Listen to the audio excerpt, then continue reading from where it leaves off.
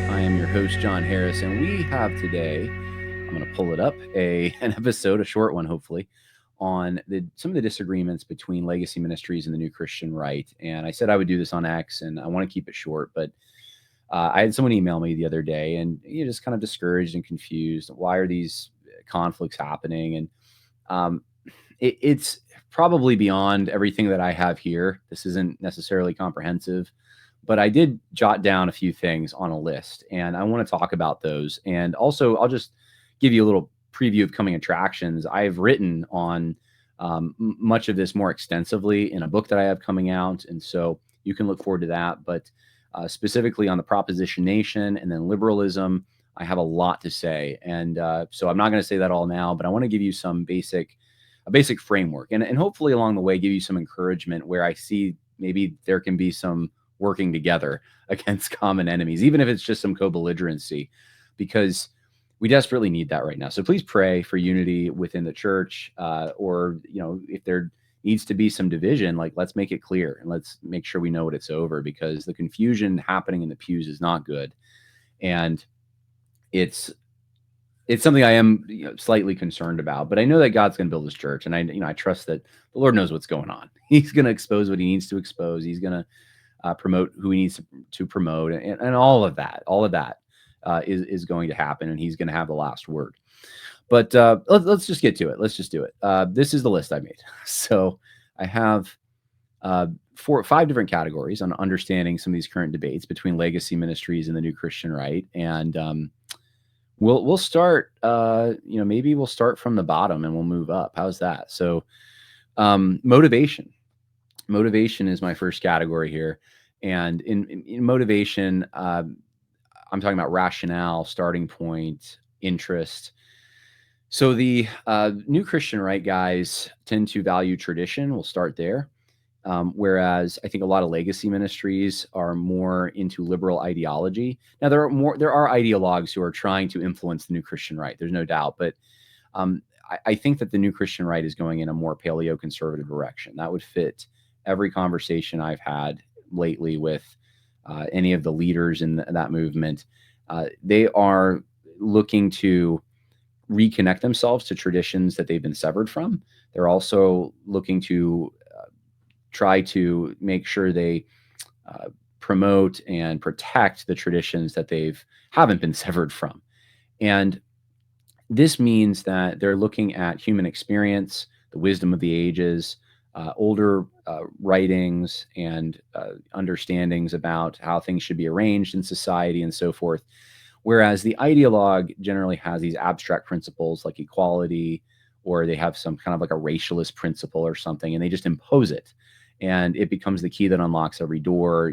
It's kind of dangerous, because you can have a little bit of knowledge and think you're intelligent and make big mistakes because you don't understand things, but you think you do because you were told that it's every problem comes down to one impulse or one thing. And I think for a lot of legacy ministries, when they look at civic society, it definitely comes down to some kind of equality principle or freedom principle, and then you just kind of impose it. And I don't think that is where the New Christian Right doesn't buy that anymore. And we're going to get, I think, a little more into detail as we get into the Proposition Nation stuff and move up this list, and I'll flesh that out a little bit more. But these are 2 different ways of approaching and justifying some of the plans and purposes that these groups have for society.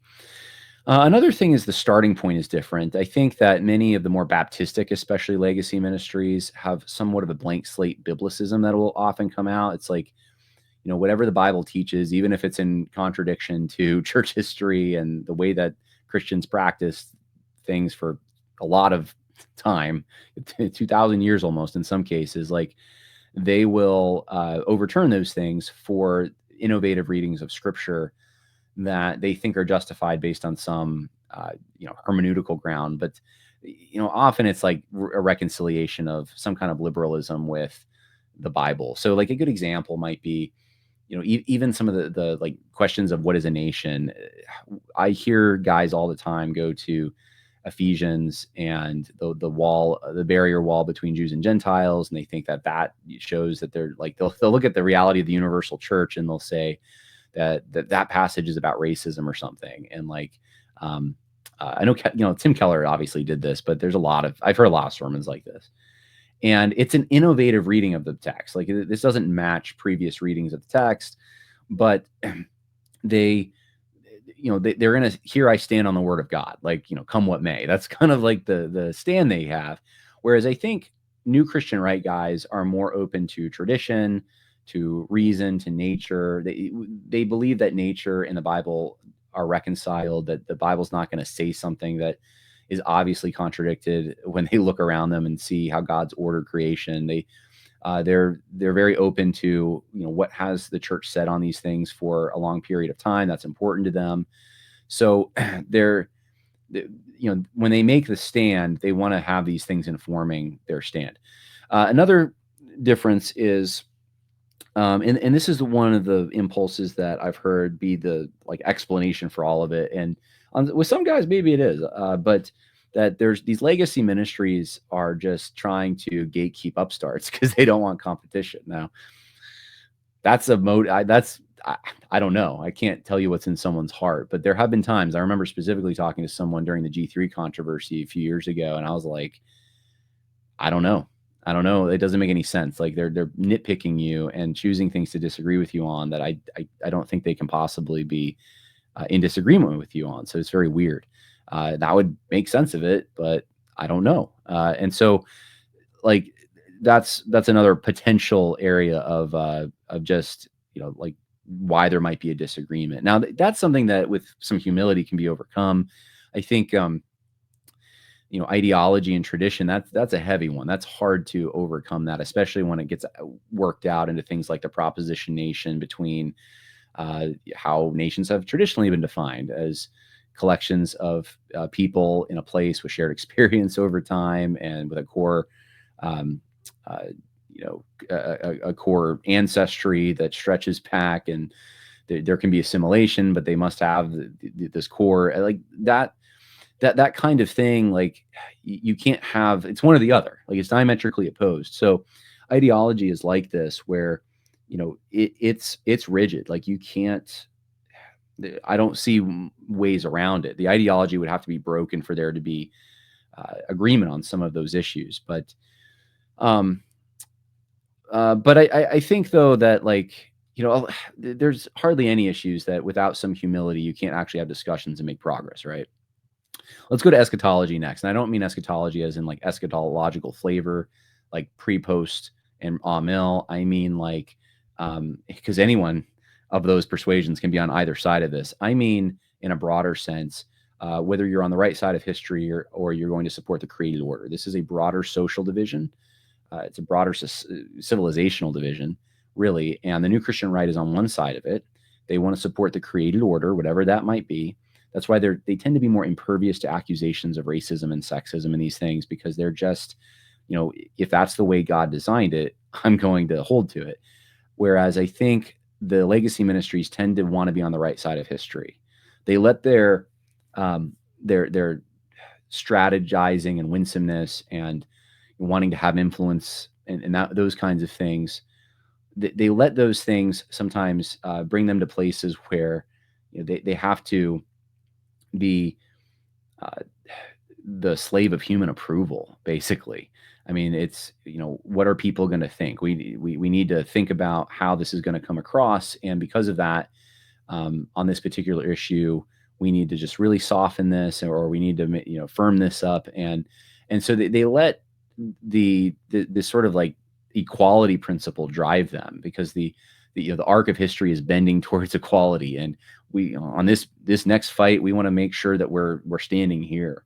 And so, this, it reminds me of something Jonathan Lehman said a few years ago about, I forget what disagreement it was that he was having, but he was saying, like, it might've been COVID. Like we have this, he acted like we had this stash of, cachet, this influence that we can spend at certain points, and we don't want to spend it all now, right? Like we know we're kind of odious to the world on some things, so like let's go with them on this thing.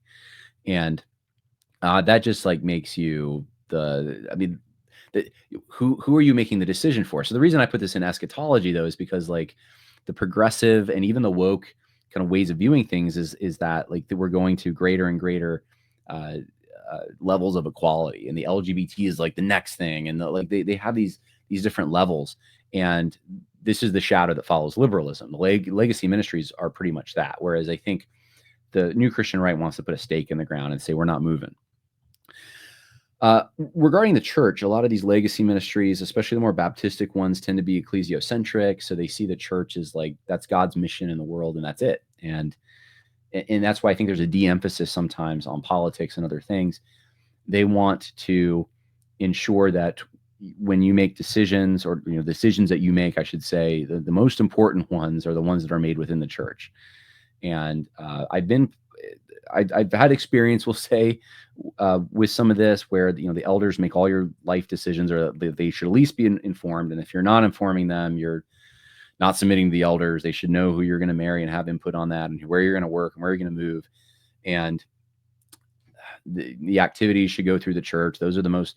So the new Christian right doesn't really buy into that. They're more holistic. They see different responsibilities and hats you wear in public, and the church is just one of them. And so they will put more of a stress on the political, and that does invite accusations of like, you don't believe in the power of the gospel or something because you talk too much about politics. And it's like you should only really be talking about church related things online or something like that. And so that's not something that New Christian Right engages in. They don't see it that way.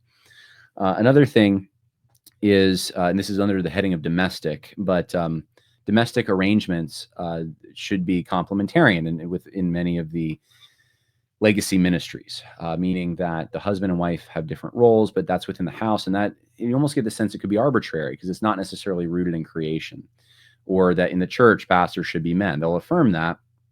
Sometimes they'll be soft. They'll say, well, the office should be a man, but the function could be a woman, whatever. Patriarchy, though, is a little different because in patriarchy, it's rooted in creation. So this is the reason that men occupy this place and women occupy this place. And that's why the New Christian Right is not very optimistic or enthusiastic or supportive about women being in police, combat, or political roles.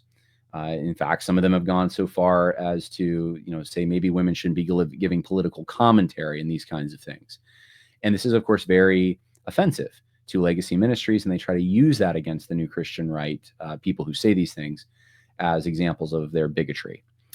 And then you have identity. So this is a huge one. I mean, this is like my middle name. This is funny because before I started recording this, there was a bunch of guys on X, with not guys with a big following or anything, but they were just like, trying to get me to answer whether I thought America was a proposition or a people. And I just thought, like, you spend 2 seconds on trying to understand my online platform, and you'll know that one of my biggest issues has been defeating the proposition nation.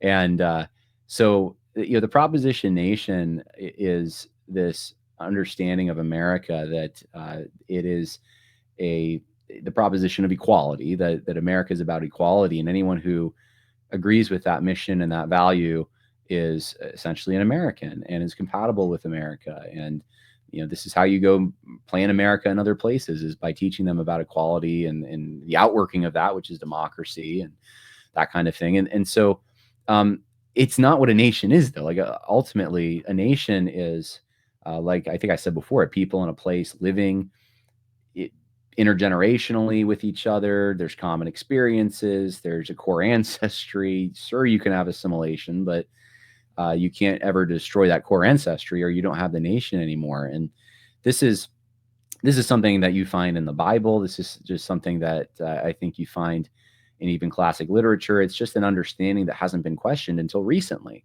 But the legacy ministries tend to go along with a liberal order that values the proposition nation and thinks that it's not really about the particularities of a people. It's this universal principle of equality that defines a people. And this is what used to justify every leftist innovation out there. That's the reason, we need to have gay marriage was because of equality, right? Equality is used to justify all of it. And if you don't go along, well, you're not really an American, because being an American means being supportive of equality. So I think that a line would be drawn. Legacy Ministries would draw a line and say, well, not that, but they still can't get away from the fact that they do think that this proposition of equality is what defines America, and not, so it ends up being a value, and it's not this more rooted, actual, tangible element of a people in a place, in a place over time. And so, so this creates a lot of problems, to be quite honest with you. This is the basis of our immigration problems. This is, I think, what's made people on an individual level not value where they live and their parents and all kinds of other things. It's because it's really, those things don't matter. Are you concerned about what your children are reading? Mudhen Mama understands how difficult it can be to find books that align with your family's values. That's why they've carefully curated a collection of quality books for the whole family, from preschool to adults. Mudhead Mama offers an alternative to traditional book fairs, selecting books that celebrate truth, beauty, and goodness. With a wide range of genres, including classic literature, biographies, historical fiction, and more, their mission is to provide literature that fosters character and virtue in readers of all ages. Founded by Michelle Lazor, a mother of 10, Mudhen Mama is committed to empowering parents to guide their children's hearts and minds through thoughtful, faith-filled reading choices. For families looking to fill their shelves with books that educate, inspire, and reflect their values, visit mudhenmama.com today and discover the perfect book for every reader. Mudhen Mama, where literature meets faith and values, without the Darwinism, critical race theory, and liberal agenda. Use the code Harris to get 10% off your order. Go to mudhenmama.com today. Those things really don't matter. It's just, what kind of abstract notion of equality do you have in your head, and are you motivated to forward it and support it, or are you going to rip it down? And if you rip it down, then you're a bigot of some kind. So it's a revolutionary instinct, but it definitely exists on the right. And this is where they'll get off saying, well, the Democrats are the real racists. The Democrats are the real Nazis. The Democrats are, because what they're doing is they're trying to say we're the ones that actually care about equality. So more could be said, but that is like my wheelhouse. Go watch the 1607 Project, Virginia First, online, free on YouTube. I was the one who produced it, and took me like half of last year to do it. And I am proud of it, but it's taken apart this Proposition Nation myth. And I have a couple chapters in the book I have coming out this year on this particular subject as well. All right, civil realm. Let's talk about this. The civil character is either religious pluralism or cultural Christianity. And so legacy ministries a lot of the time believe in some kind of religious pluralism on the civil level. These aren't things that are, a lot of these things, if not all, they're not in a statement of faith. You're not going to find it there. It's only when the disagreement comes up that you realize, oh, wow, okay, those people that were so right on ecclesiology are so wrong on their civil, their civics. And in this case, there's a lot of straw manning that goes on. They'll say that if you want cultural Christianity, that means that you want a bunch of hypocrites who don't know Christ, and so more people go to hell and that kind of thing. That's not at all what's being said by the new Christian right when they say they want cultural Christianity. And this is true across the board. They pretty much all believe this. They want a society where the Christian mores and social settings and values and laws are in place. And so we want to see Christmas trees and manger scenes and not Kwanzaa displays. We want to see prayer given that's a Christian prayer at town gatherings. We want to see In God We Trust on the courtrooms. We want to see, I don't know. We want to hear Christian music when we walk into businesses if possible. We want church bells. We don't want Muslim call to prayers. We want a city ordinance against that, right? It's that kind of thing. And this is going to look different in different places. You need majorities of people who want that for that to actually work, or at least a strong enough plurality of people in your society for that to work. So, where I live right now, I don't think that's necessarily, some of these things aren't going to happen because it's so, you could call it secularized or paganized. But the goal is to get there. The goal is you want to see those things. You want to see Christian values and even Christian identity reflected in society. So we don't have a problem saying this about families, even if there's kids that aren't saved in the family. We don't have a problem saying about bookstores or music or other things. But when it comes to localities, regions, nations, empires, people have a problem. But the alternative to that is religious pluralism. You want Muslims and Hindus and all the rest, even Satanists, having equal access to all the public uh, privileges. Like, that's basically the alternative. And uh, you saw it during this whole Satan statue debate last year. There were some people from some legacy ministries that were basically condemning some of them for reasons of, like, it was vigilante violence or whatever, the guy who tore down that statue. Um, but there, I saw some arguments that were all also like, well, this is America. And, kind of like David French's Blessing of Liberty, Drag Queen Story Hours, Blessing of Liberty. Like, they just think, oh, that's just part of living in this country. So that's one of the differences. Another difference is like who has control. And this parallels what I just talked about. But on the right, you've had in Christian legacy, Christian coalition type religious right organizations, this notion of family values, and now even just values, like, Judeo-Christian family values. There's been this slide towards broadly including everyone in what was supposed to be a uniquely Christian political engagement. And there's all sorts of room for co-belligerency in politics, but you want to be careful that if you're supposed to be a Christian approach, you keep that. And I think the new Christian right wants Christendom. They want people leading the country who are Christians, who have a Christian vision for it. Now, this might look different in different places. You could have a born-again Christian who doesn't understand policy and a Jewish guy who understands it better, and you vote for the Jewish guy. That is perfectly possible and acceptable. And different regions are going to look different. But the overall goal for the new Christian right is they want to bring back some kind of a Christendom. The posture is different too. I think a lot of legacy ministries see neutrality as the way to go. I mean, this parallels a religious pluralism, but I think that they look at it this way, that equality before the law means treating everyone equally. And if you treat everyone equally, you got to treat Christians equally with Muslims, with Buddhists, with atheists, etc.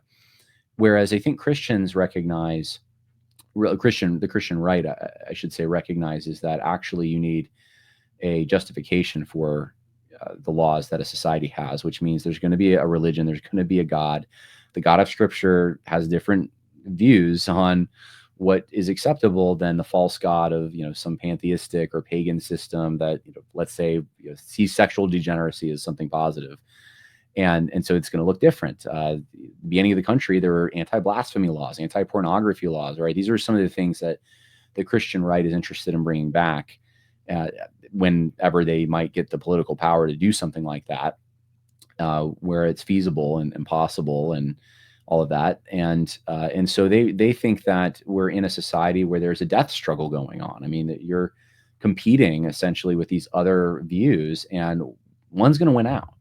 And so, you can't just be like, well, equality before the law, Islam or Christianity, like one of them has to win out. So even in the Old Testament, I mean, you had equality before the law, but that didn't mean that pagan religions were favored just as much as the true religion, right? And that's basically what that means. And then, of course, rights. This is the last one I'll talk about. This is kind of controversial, but you have individual equality versus social hierarchy. A lot of the legacy ministries believe in a version of egalitarianism, and there would be limits to this because they would probably all of them say like, well, there should be a separation legally between children and parents and stuff. But I think the new Christian right guys are willing to go farther in recognizing social hierarchies in nature, in Scripture, and then trying to apply those to the country. Now, this is all in the theoretical world. There's not enough people that have been elected on the new Christian right to do anything about any of this. But you have some guys who have tried to rethink the 19th Amendment. You have some guys who've said maybe we shouldn't have everyone voting. It should just be landowners voting. The universal suffrage was a mistake. There's a guy I know actually on the new Christian right who's pretty pretty prominent, who favors return to some kind of a monarchy. And so there's these ideas floating around out there like that.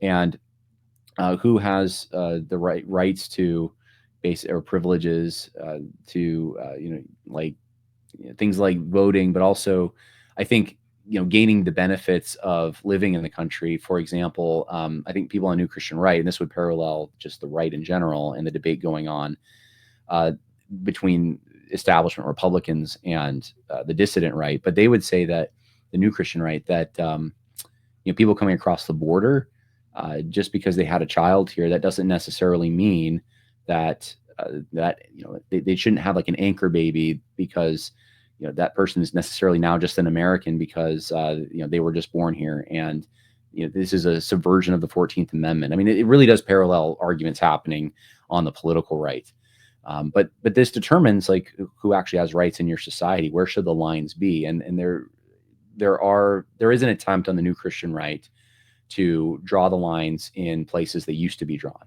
and not the more open egalitarian ways that they're either not drawn or they're drawn more loosely today. So these are some of the differences. This doesn't apply to every ministry. Like the battle between, it's not even a battle, but the disagreements between like Moscow and Ogden. Moscow, Idaho, and Doug Wilson's ministries would probably, a third of what I just talked about, they would probably agree with. Like they don't want religious pluralism, for example. They would want Christendom over family values. So, are they on the New Christian Right? I don't think so necessarily.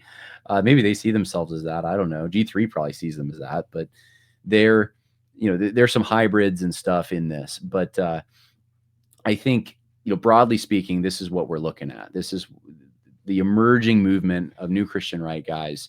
This is where they're going, and they're moving away from the things on the left side of this chart or list of differences. So I hope that's helpful. I hope that's somewhat clarifying. I know that for some of you, this might not be that interesting because you want to look at different theological categories and so forth. And there's obviously theology that touches on all these things, but a lot of this has to do with things happening socially and the reaction to it. And there's broader reactions happening out there that go beyond just the Christian world, but the fractures are also happening in the Christian world.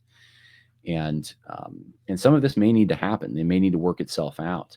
But I am hopeful. I think as conditions change, you're going to find some people also changing their own views on these things.